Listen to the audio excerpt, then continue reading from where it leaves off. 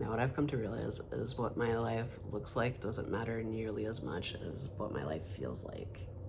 I would say that I was modeled more of a blueprint of how to be unhappy when I was growing up rather than a blueprint of how to be happy. Many of the adults I was around when I was growing up were on drugs. They did not seem happy. They usually seemed stressed or out of it. So it was my job to use deductive reasoning to figure out what it actually would take to be a happy and successful adult. From my childhood perspective, I believed that to have a happy life, it was very necessary that you get married, have a steady long-term job, buy a house, eventually have some children, raise those children, periodically purchase new cars as new cars came out. So I settle into life with the person I love. They let her take on a lot of our decisions, like decorating, where we'll go for holidays, what we'll do. I told myself that the reason I'm taking a backseat on things is because I just really like to see her happy. It started to become a problem for me. As you would guess, I also needed happiness. I realized I was not living a life that aligned with my values, and I needed to make a change, not just within my relationship, but within my life to be able to be fulfilled. I decided it was a good idea to leave the job at the desk and the comfortable chair, which was paying me pretty well. I had stuck it out. It was United Healthcare, by the way.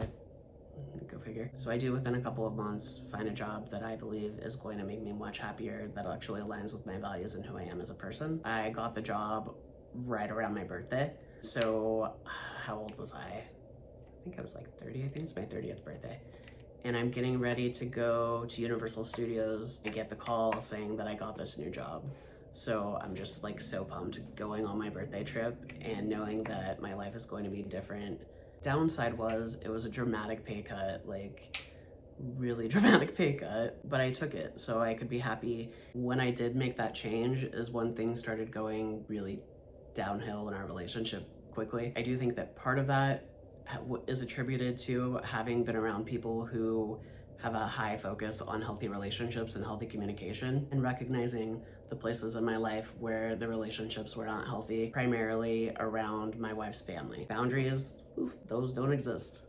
I sure wanted them to, which brings me to a point. When we start to live our lives authentically, it comes at a cost. In my case, that cost was peace between myself and my in-laws. It eventually became peace between myself and my wife as well. One extremely notable situation where the misalignment became apparent was there was a family graduation party that took place at my house, because all the parties took place at our house. A person who had graduated was treated poorly by their older sibling consistently throughout the night, and I was not okay with it. The older sibling who insisted on putting their younger sibling down was insecure about not getting attention. Mind you, this is a high school graduation, so the person who's putting their sibling down is an adult man. I got upset and I told him to just stop talking at one point. After that happened, the whole house went into an uproar and the party ended. And my wife and I talked about what it would look like to have some boundaries around having her family over. They were coming over all the damn time at that point. What we had settled on was they would come over twice a month.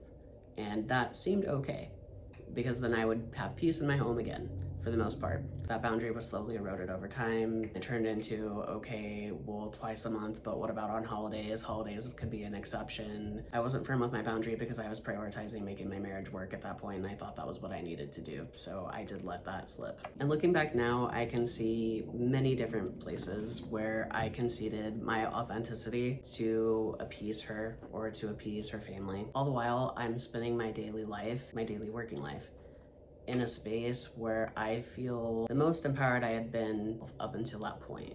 I'm starting to become a more and more authentic version of myself as I'm working in this space. I do recognize while I'm there that I'm non-binary. I tell my wife, and she says to me, it seems like you just want to be different, which really isn't what you want to hear when you're coming out to your spouse, and that hurt a lot.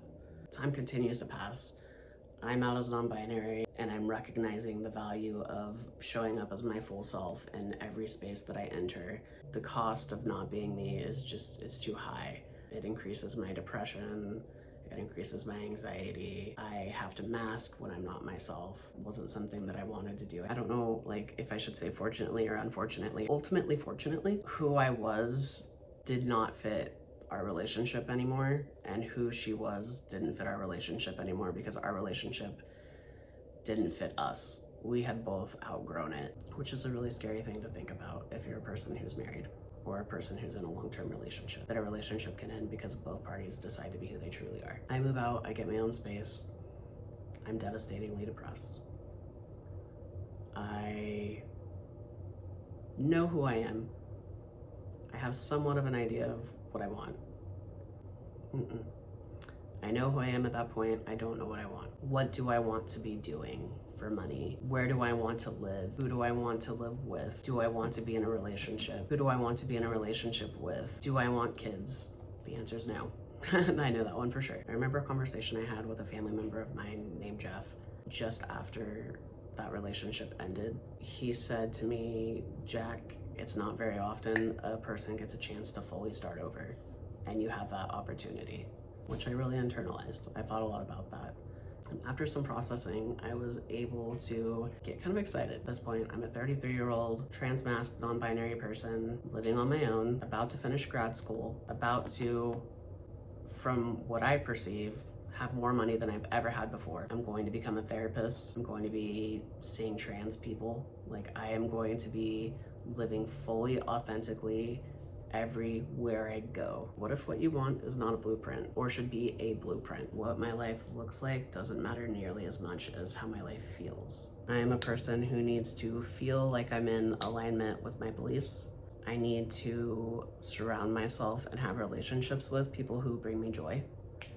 And I need the space to show up as my full self everywhere I go. So I think I want to end this video not with a conclusion, but with questions. Because what is a conclusion really, other than an opportunity for more questions? Are you living a life that's in alignment with your values? Are there places that you're conceding to make other people happy? Do you feel like you're fully able to show up as yourself?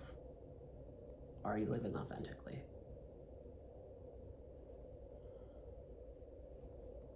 Something to think about. After having lived nearly a decade of my life making concessions, I like to check in with myself often.